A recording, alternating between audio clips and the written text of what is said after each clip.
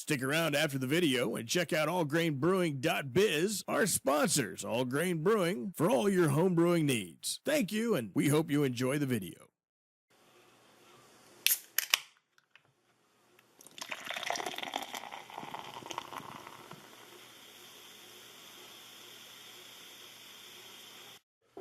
Hey guys, how you doing? Here for another episode of Pig and Swig. Today I'm going to be looking at a Chapman mash tun. This is the 10-gallon version. They come in a 10, a 15, and a 20. We picked this one up at All Grain Brewing, our sponsor. You can check out the link down below. We'll give you a little bit of information about this. As I said, this is the 10-gallon version. Stainless steel, fully insulated. I like the holders that hold the lid on. It's got a little keeper here. Fully insulated lid. All three models come with a port for the thermometer, a port for the valve, and a recirculating port. A lot of your mash tuns do not have this, so that's a good addition. These also come with two types of filtration. You can either use the false bottom, which we have, or you can use the torpedo. There is a different price amount for having the false bottom, but it's not bad. You might want to check that out. Now this is the first time that he has seen this. What are your thoughts so far? Cool. Cool. It's thick. What do you think it is? About 2 inches? I don't know. It's fairly thick. Heavily insulated, right? Yeah. I think this would be a good step up for somebody that's used to the cooler setup. Mm-hmm. You're not messing with the chemicals or plastic leaching. Looks like it'd be fairly easy to clean, less chance of scratches as you would in plastic. The ports are 1/2 inch and 3/8 NPT on all three of the ports. But anything else you thought about it? No. The only thing, it doesn't come with a barb or any kind of deal, so that's no big deal. A couple bucks, we can get one of that. At a hardware store. But the main thing is, will it hold its heat? Yep, I'm curious to see if it'll do. We're going to give it a shot today. We're going to actually do a brew in this. We're probably not going to show the whole brew, but we're going to show the mashing step and to see how well it holds its temp. Yep. Stick around. Stay tuned. I want to talk a little bit about the hardware and the basic setup of the thermal barrel here by Chapman. First thing, starting at the top of first, well, it's got a nice handle on the top. Sturdy, gives you something to hang on to there. I would not lift by it, but nice handle. The lid is well insulated. You can see the thickness of that. Okay, it has 3 ears and latches for attaching the lid. On the back side, it just has an eyelet. What we found though is you do not want to lean the lid back by the eyelet to hold it. It does bend it just a little bit, or it has a tendency that it could bend. The latches, you want to do one at a time to make sure you have it centered. If you don't have it centered just right, the latches will not fully engage. So you want to make sure you have it centered. It pulls down nice and tight. Has a nice fitting all the way around, nice and snug. Not going to lose any of your heat. It's a nice setup. Again, the latches, as you can see, they're good quality latches, nothing chintzy about them. Handles, well attached to the piece of equipment. These are great. We have other equipment we've used, no handles. Hard to move the equipment around. That is nice. That is nice. Okay, we're going to look at the front of it a little bit. I'm going to start up here at the top. We have a port for a recycling port if you want to add one, or a sparging arm. Then come on down, we have the thermometer. The thermometer is it's spot on. We tried a couple different thermometers against this one. They all were reading right. And thermometers we knew that were spot on. They were exactly right with this. The valve, again, not a chintzy piece of equipment. It is well built, a good sturdy valve.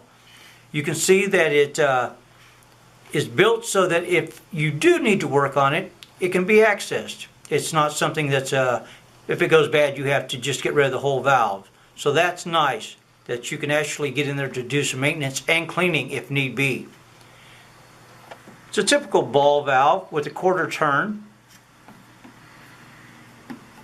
Nice action on that. The one thing I can say though about the valve or the kit itself, it does not come with the nipple for draining your wort. We had to end up going and buying a nipple and a piece of hose and a clamp. So that kind of gives you a little bit of a look at the equipment itself. Fairly well built. I think this is a good piece of equipment. There's nothing chintzy about it, and I think you would be happy with something like this.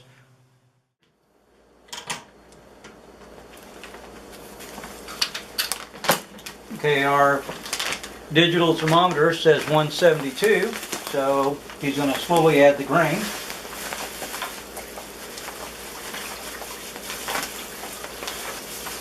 We ended up going with the digital thermometer on the water because the water amount that we're using actually sets just about the height of the thermometer, so we weren't getting a good reading. Not that the thermometer's wrong, it's just the where we're starting in our level was just a little lower than that.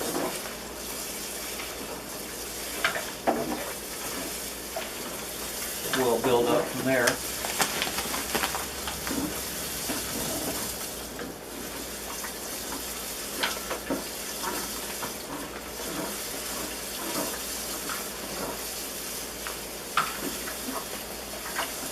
What kind of beer is this? This is a Sunset Pale Ale.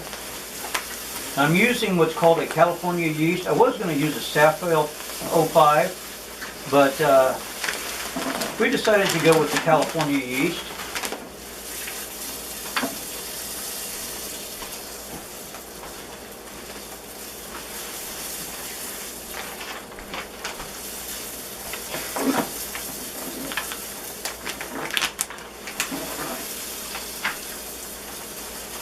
Well, it's actually a California ale yeast, but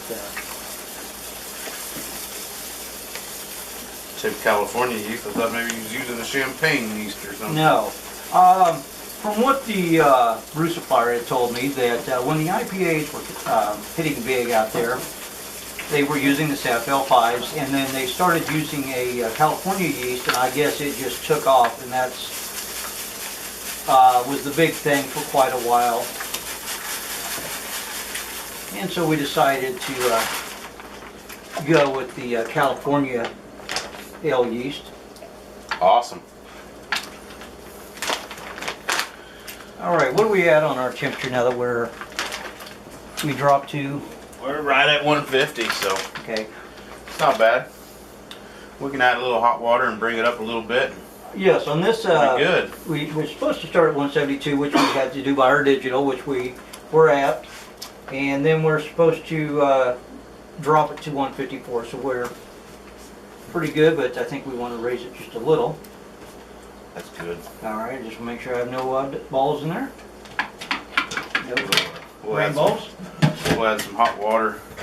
We'll add some 172 degree water to it, and that'll bring the temperature up. Because we're only down, oh shoot, we're only down 2 degrees. That's not bad. So we done good. We'll give an idea how it maintains. Okay, well, we just got done using this thing, and it worked great. Unfortunately, we forgot to film it to prove it, but take our word for it, it did. We were brewing 2 beers, having a few beers. There was a lot of beer going on. Thought you were filming it. No, I thought you were filming it. It didn't get filmed. Yeah. But for an hour, it held 154 degrees. spot on. We never had to warm it up or anything, so.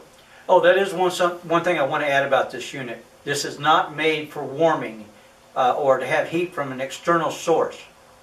No, it is just a mash tun. Yes. You do not put it on any kind of heat source. So, I liked it. I think it's definitely an improvement over the coolers. Yes. Yeah. You know, and I think it worked a whole lot better. And the thing is, we had the thing in it for an hour. The sides never even got warm. That's how insulated this thing is. So it didn't lose any heat at all. It was pretty impressive. I think the top of the lid got just a touch warm, but you could barely feel it. On the sides, you would have no idea that there was hot liquid in here. yeah, I mean, it was, you would have thought it was just sitting there empty or something. Because, I mean, it never warmed up one bit. So that was pretty impressive. I don't know what they're using for insulation, but it's working really well. So overall, it's a good product. I agree.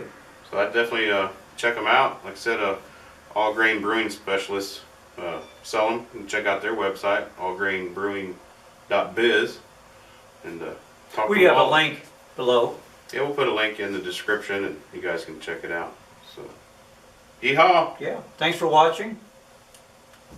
Brew some beer. See you guys next time. See you.